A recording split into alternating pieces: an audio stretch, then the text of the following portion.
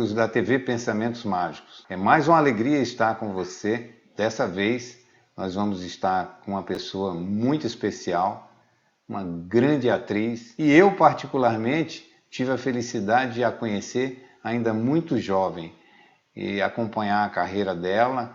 E hoje está tendo a oportunidade de recebê-la. Chama-se Norma Bloom. Norma, tudo bem? Tudo ótimo, Ricardo. Muito prazer estar aqui, muito prazer, porque durante a vida toda a gente pratica os pensamentos mágicos, então Pois é. a nossa entrevista vai ser magia. Ah, que bom. Eu fiquei muito feliz, Norma. E eu quero falar um pouco, porque não dá para a gente falar de você, a gente ficaria aqui o dia inteiro falando de você, porque você é uma brilhante. E eu digo isso, e as pessoas que estão nos vendo sabem que eu falo de coração.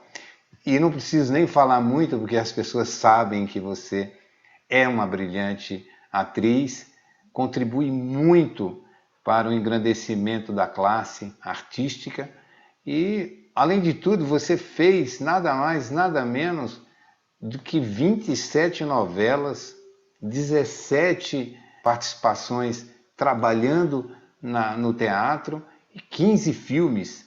É muita coisa, né, Norma? É isso mesmo ou aumentou? É mais do que isso, na verdade, porque Olha aí. não tem registro gravado, na época não existia o videotape, não tem registro gravado dos nossos trabalhos na TV Tupi. E nós trabalhávamos diariamente na Tupi do Rio, onde eu estreiei. Estreiei Certo. com as aulas de inglês com meu pai, professor Robert Blum, um programa Sim, que sim. ficou 10 anos na TV Tupi do Rio, com muito sucesso, mas dali eles também me descobriram, Jaci Campos achou que eu era atriz, me chamou, eu comecei a fazer, então era muito programa de televisão, novela de televisão, nada disso está muito bem computado, na verdade, porque Então, não se tem registro gravado disso. mais de 27 novelas, mais de 17 teatros, mais de 15 filmes. Eu soube que você até me falou que tinha parado um filme que está em andamento, que é um filme que tem a participação também da Eva Vilma. E tão logo passe a pandemia, vocês retomam, né? Exatamente. Mais uma Direção aí, do né? Ivan Feijó, direção do Ivan Feijó, e é um roteiro maravilhoso que narra assim, o reencontro de 4, 5 velhas senhoras que eram colegas de infância e nunca mais se viram. Muito Ah, interessante, muito bom. Chama-se As Aparecidas. As Aparecidas, que beleza, hein? Então, Norma, foram novelas assim como Champanhe, Joia Rara. As mais famosas foram a novela Senhora, Verdade. Eu né? esqueci que o Sim, a poeta me escolheu moça. Participação para do sua Gilberto musa. Nesse Braga. caso, a musa revelou o poeta. Nunca havia feito versos. Com licença, o senhor vai me desculpar. Prometi a próxima dança ao Dr. Torquato Ribeiro. Depois a Escravizaura. Logo se vê. Parece ter a música dentro de si. Meus parabéns, Isaura. Obrigada. Apenas uma coisa me intriga, Dona Esther. O que é? Conforme já lhe disse, sou grande apreciadora de música, mas não me lembro de ter ouvido canção alguma no gênero da que acabamos de escutar. Não consigo ligá-la à obra de nenhum dos compositores que conheço. Mas Isaura é capaz... Ciranda de Pedra, e mais recentemente, né, Joia Rara, Além do Tempo, está passando em reprise na TV Bandeirantes, a Floribela, que eu fiz em 2005. Mas está tão bonita. Olha! Sabe que eu rezo a Deus todos os dias para chegar na sua idade com toda essa sua beleza? É mesmo? É. Não diga. E você gostaria de saber o meu segredo? Olha, Delfina, seja sempre sincera, honesta e bem-humorada, que as rugas fogem de você. Fiz a segunda versão da Escravizaura pela TV Record.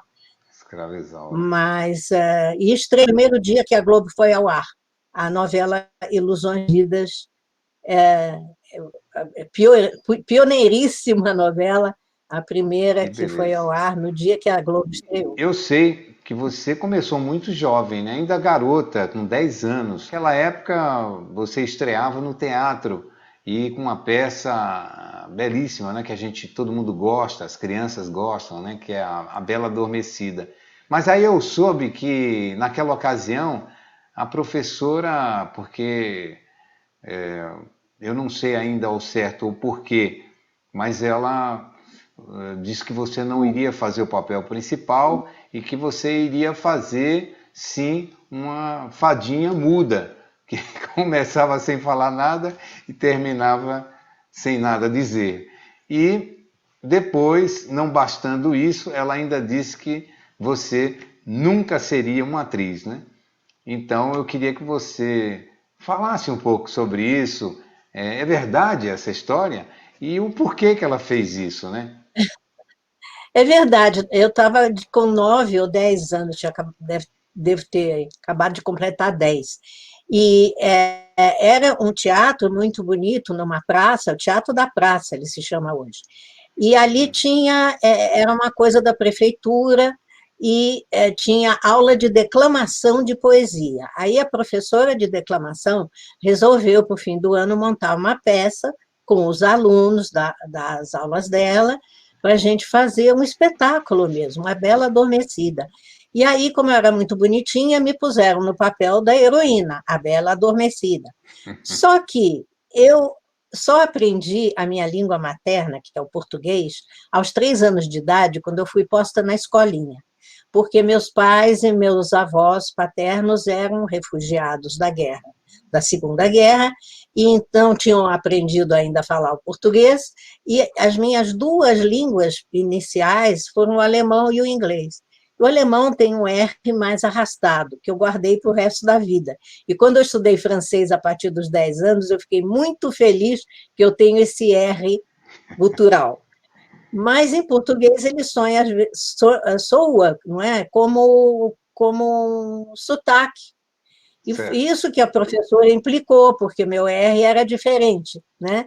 Então ela me tirou do papel para o qual eu tinha sido primeiro escolhido, e falei, olha, com esse seu sotaque, com esse R carregado, você nunca vai trabalhar em teatro, você nunca vai ser atriz. Que coisa, hein? Tudo bem, Desde eu fiquei essa chateada, época, hein? porque eu gostava do papel da Bela Adormecida, mas tudo bem em frente. Aí, com 12 anos, eu fui chamada para acompanhar meu pai nas aulas de inglês, que eu falava inglês fluentemente, praticamente minha língua materna são inglês e alemão, né? O português eu aprendi na escolinha, e depois eu estudei francês, espanhol, etc. Mas, enfim, aí a gente fazia pequenas cenas em inglês.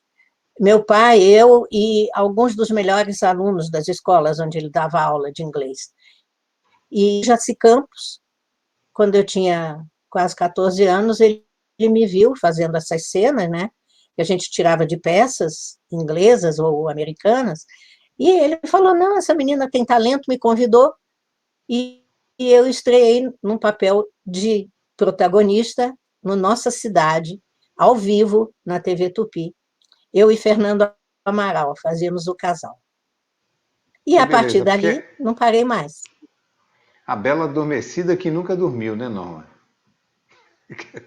Nunca dormiu. Pois é, não, depois que acordou, Ricardo, não parou mais. É verdade.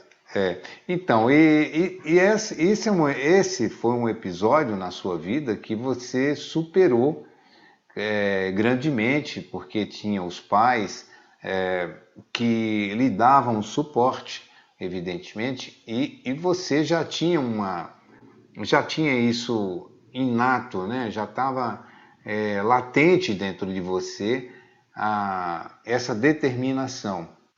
Mas, infelizmente, muitas crianças hoje continuam sofrendo essa agressividade que, quando nós falamos alguma coisa indevida, acaba boicotando os talentos, as aptidões de uma criança, de um adolescente, em razão de uma colocação errônea, não é?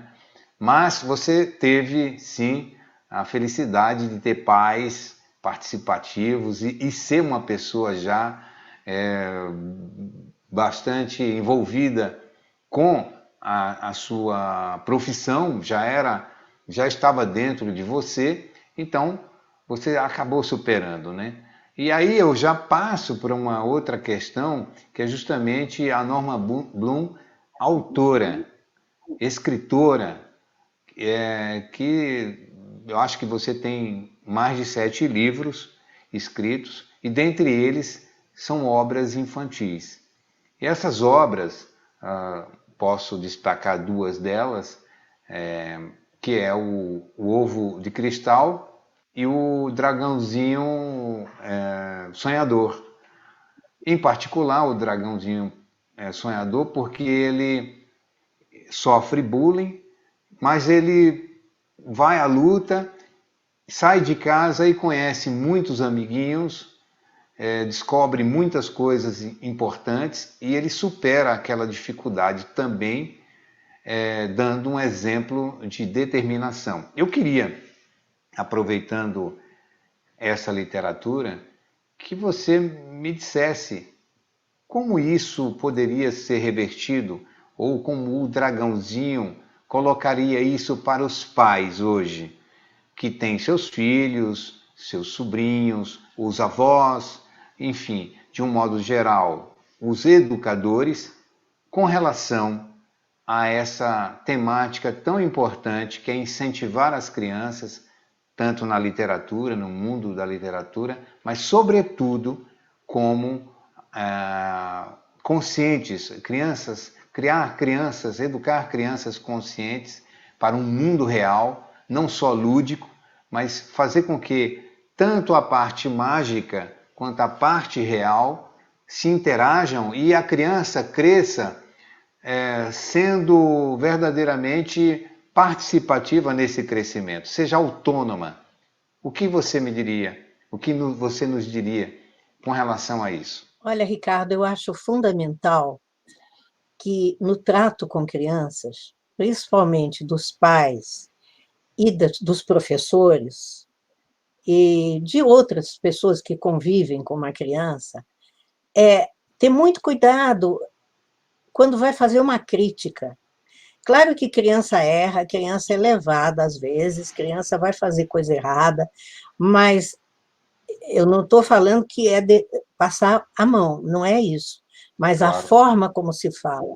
Porque se você... Eu percebo muito, tenho relatos, eu já vi muito acontecer, de pai e mãe chamar a criança de estúpida quando ela erra alguma coisa, você não sabe isso, de professores que, às vezes, do colégio primário, ou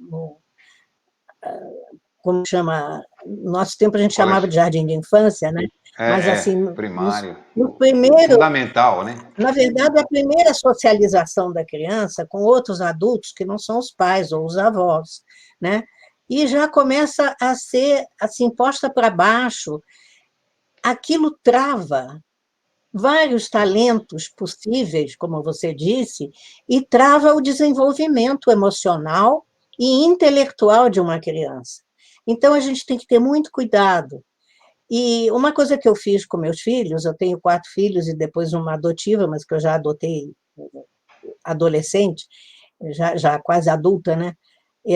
Que veio morar comigo, mas assim, os meus 4 filhos, eu jamais falei tati-bitati com eles, eu falava o idioma, conversava com eles desde pequenininhos, eles todos aprenderam a falar muito rápido. Tá? E agora eu estou fazendo isso com o meu neto, só que com o meu netinho, estou com o netinho que fez 3 meses ontem, meu netinho que mora comigo, com a minha filha, e eu falo inglês com ele desde que ele veio aqui para casa. Então, ele vai ser bilíngue, porque ele vai saber o português, que é a língua dele, ele nasceu no Brasil também, mas ele também vai estar falando inglês. Porque essa vantagem que eu tive dos meus pais, dos avós só falavam em alemão, a mamãe também. E meu pai só falou comigo em inglês. Isso foi uma lucidez que ele teve e que me ajudou muitíssimo na minha vida. Eu trabalhei muito como tradutora do português para o inglês, traduzi grandes autores brasileiros, e é uma coisa que me dá muito prazer também. Mas é principalmente, não é só como você fala com a criança, é o que você fala com a criança. A criança tem que ser incentivada, até o pensamento mágico, sabe? Sim. Criança tem muita sensibilidade espiritual para perceber coisas que o adulto já esqueceu como percebe, né? E não percebe mais. E aí a gente não pode criticar isso, a gente tem que realmente incentivar os bons sentimentos na criança. E foi o problema do dragãozinho, por que ele fugiu de casa? Porque os irmãos mais velhos chamavam ele de fraco, de bobo, porque ele não queria ser violento. A professora, os professores, o diretor da escola e os pais só criticando. Ele não aguentou isso. Ele chegou à conclusão de que ele não podia ser dragão. Então ele fugiu de casa, foi para a floresta, tentou ser outro animal. É só quando ele consegue ajudar os animais, usando uma das características do dragão, que ele teve que defender a floresta, é que ele toma posse de novo de ser dragão, mas ele sabe que ele pode ser um dragão amoroso, não precisa ser um dragão violento ou do mal. Então, essa saga do dragãozinho é uma coisa que eu também escrevi, porque vejo muita criança sofrendo bullying. Dentro de casa e dos coleguinhas. Criança sabe ser muito cruel, às vezes, sabe? Então, Sim. se tem algum defeito em algum coleguinha, esse é o que a criança vai ressaltar. E a gente também precisa, como educador, né, Ricardo? Como educador na escola, você tem que ensinar que não é para criticar nenhum lado dos amigos, porque todo mundo tem talento e todo mundo tem capacidades, às vezes não as mesmas. E a gente tem que respeitar o que é diferente, o que o outro tem para trazer para a vida. E você tem um livro, Norma, que também me chama muita atenção e que você até me comentou. É muito importante falar sobre ele, até para as pessoas terem acesso a uma literatura de nível educativo e que impulsiona a maneira de pensar da melhor forma, que é o Ovo de Cristal. Eu queria que você falasse também um pouco sobre essa literatura sua, e é muito atual para o adolescente principalmente e adulto, né? Que já nós observamos que não adianta nada a gente formar bem as nossas crianças se os adultos estão deseducados. Eu acho que a literatura infantil deve ser também lida por nós adultos, porque nós, afinal de contas, nós somos também crianças. Devemos continuar crianças para que a gente possa compreender. Sim, o lado lindo da criança, de sonhar, de ter pensamentos mágicos, de gostar da fantasia, da criatividade, isso é muito importante, isso a gente não pode perder.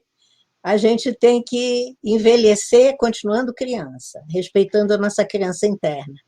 Então, O Ovo de Cristal foi um livro que eu tive muito cuidado de escrever, eu estudei muita coisa para poder aprontar ele, e eu estou numa editora maravilhosa, que é a editora Hércules, porque da nossa amiga Rosa. Eu encontrei assim um lar para mim como escritora nessa editora Hércules. A Rosa, que é a diretora, é uma pessoa muito iluminada e todos os livros que ela lança na editora Hércules são livros assim para incentivar o crescimento da pessoa humana, sabe? Em todas as vertentes.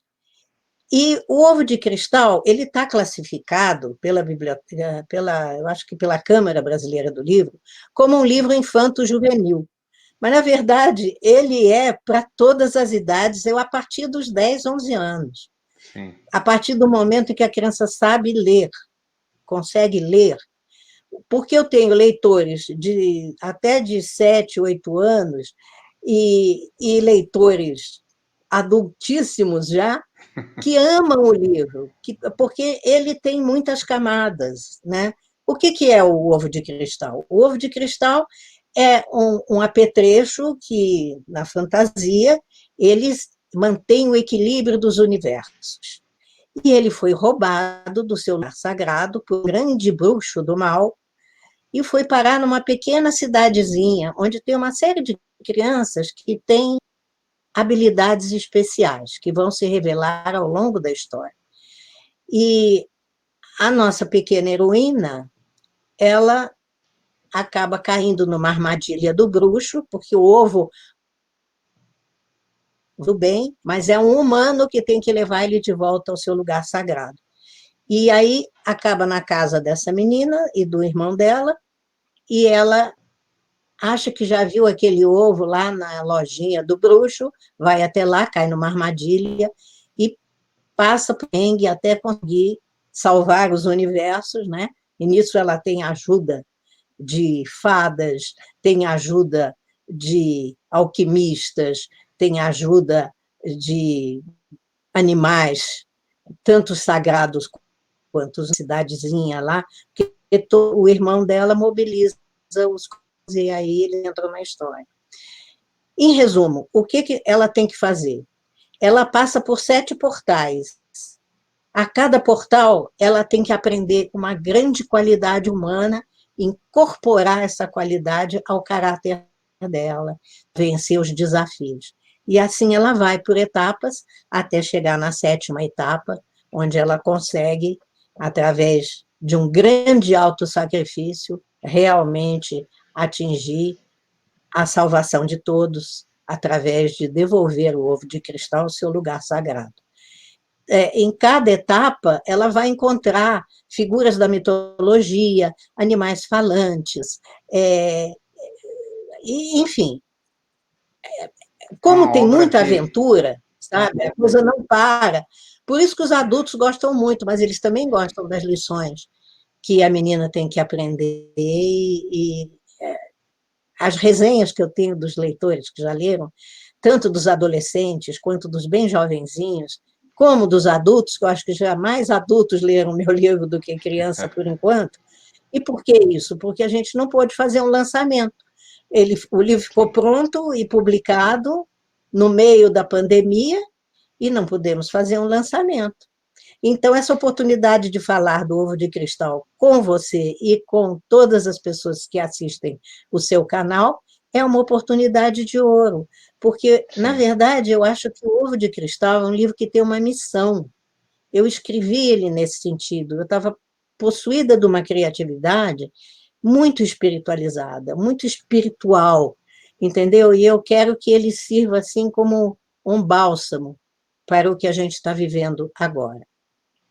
Sim, Norma, eu tenho certeza que é uma obra que nos encanta pela condição de nos trazer para uma realidade onde precisamos estar mais participativos no processo de crescimento conjunto, né? Porque ninguém pode crescer sozinho, nós precisamos estar unidos, juntos, porque juntos somos forças. Então, essas forças que se aliam a uma educação por consciência, que é justamente o que nós sempre enfatizamos, né? A educação que transforma. Então, a sua literatura, tanto a do Dragãozinho e principalmente o Ovo de Cristal, venha a contribuir, e eu te parabenizo por essas obras, né?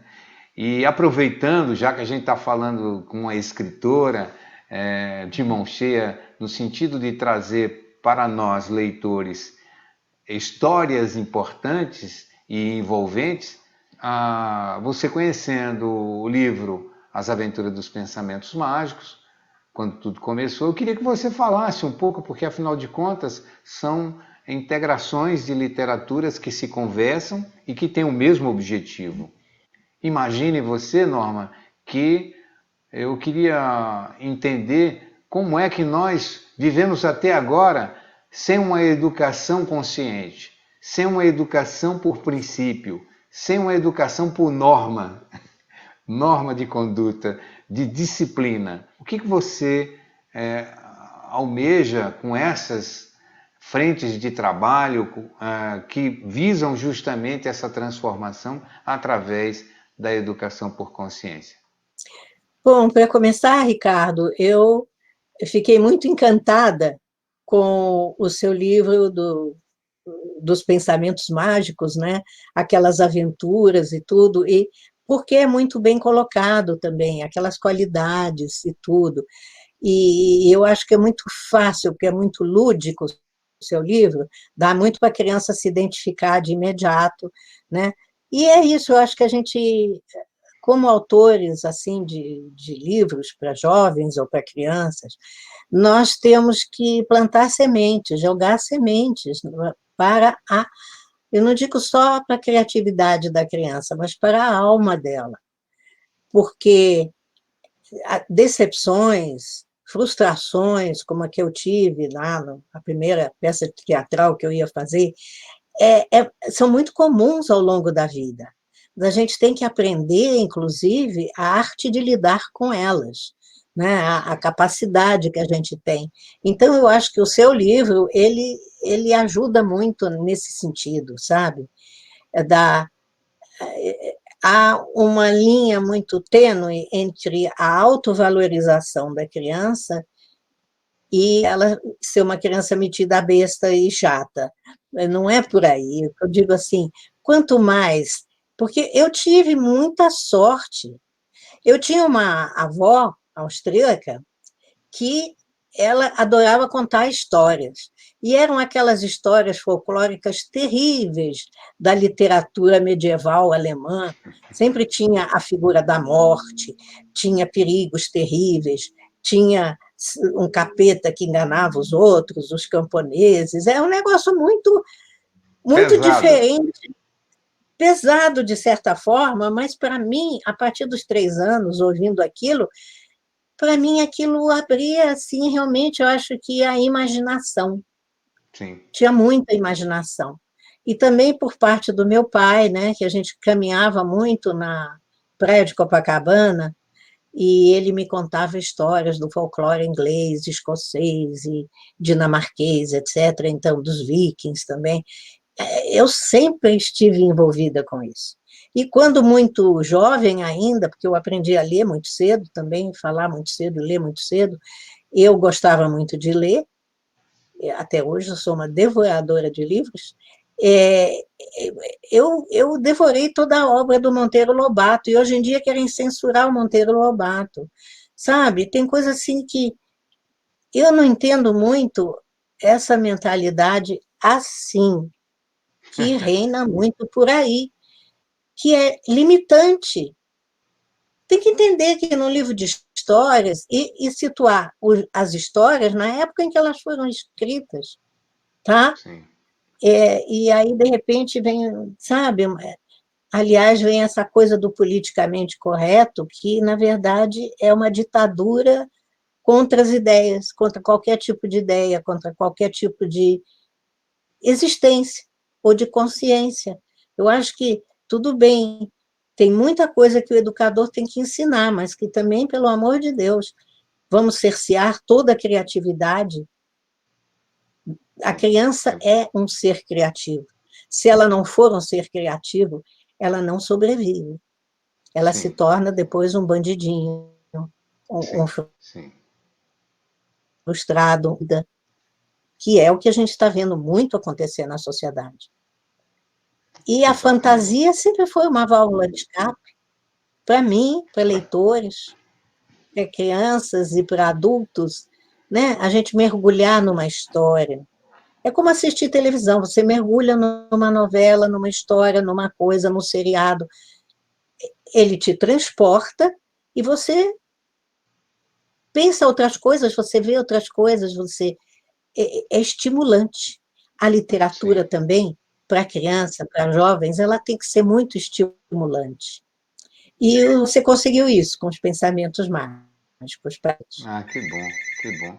Eu fiquei muito feliz, Norma. Hoje foi um dia que não vou esquecer, porque faz muitos. A gente se fala por telefone, por mensagem, mas foi muito bom o nosso reencontro, embora a gente, pela telinha aqui, né, da nossa comunicação, mas a gente sempre está se acompanhando e se vendo, as produções vão nascendo, as coisas vão evoluindo, e eu fiquei muito feliz porque A edição de algum desses livros que nós podemos falar de dois, contribui bastante, como são outras literaturas de outros autores que têm esse objetivo. Não só a parte lúdica, mas a parte real, a parte que vai abrir caminhos para que ela entenda os verdadeiros valores da vida, aquilo que realmente vai fazer a diferença na vida dela e dos adultos.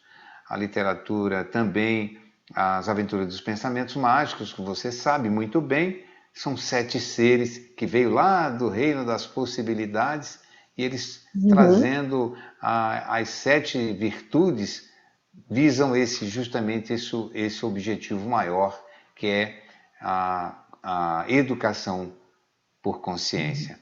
Norma, eu ficaria... Você sabe... Pois não. É uma coisa que você vê, coincidências para mim não existem. Você tem as 7 virtudes, né, dos pensamentos mágicos, e o ovo de cristal tem 7 portais. São 7 passagens. O 7 é forte. O 7 é forte, né, Norma? O 7 é forte. Realmente. 7 é espiritualidade, é transformação. Né? Dizem até que Deus fez o mundo em 7 dias. Será que é verdade? Exato. O 7 realmente tem muita força. Eu digo para você que hoje foi um dia de muita luz e eu fiquei muito feliz com a conversa contigo e eu tenho certeza que todos que irão assistir a esse programa também vão contemplar a alegria, o conhecimento e ter notícias tão boas que você traz, nós estamos trazendo isso aqui, porque o que importa mesmo é a educação, e a educação que transforma. Sem a educação, nós ficamos sem rumo certo.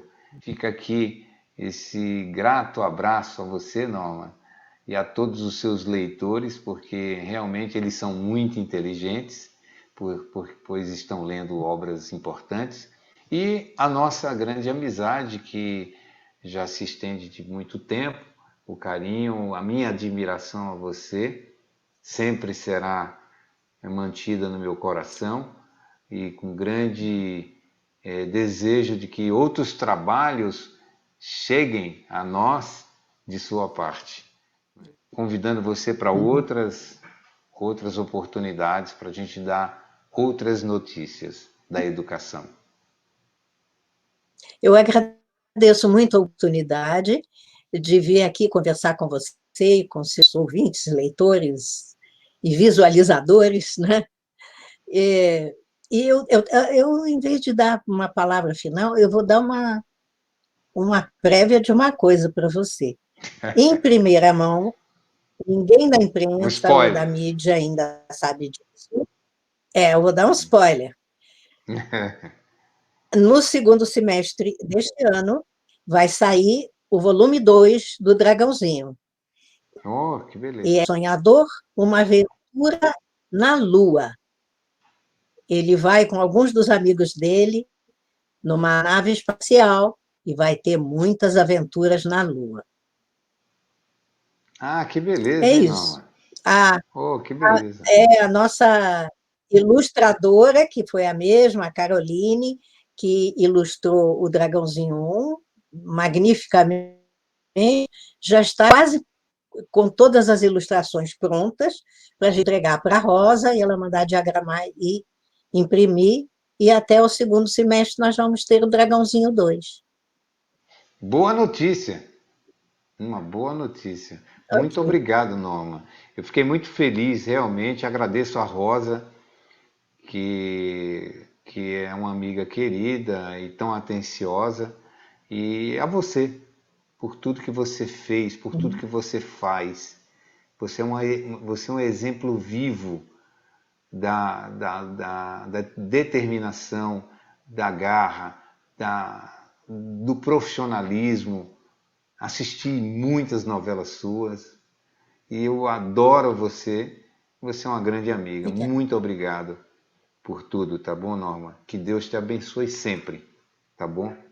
Obrigada, que Deus abençoe todo mundo que for nos assistir e a sua equipe, que eu conheci hoje, online, né? Espero um dia Isso. conhecer seu estúdio, gostaria muito de visitá-lo, claro, virei claro. mesmo, e eu Sim, sim. agradeço e te mando um grande abraço Muito do fundo obrigado, do meu Norma. coração. Obrigado, Norma. E aí, nós terminamos mais um programa da TV Pensamentos Mágicos, com muita alegria e esperando que em breve estaremos com a Norma Blum de novo. E aqui fica o meu abraço carinhoso. Fiquem com Deus. Muita paz.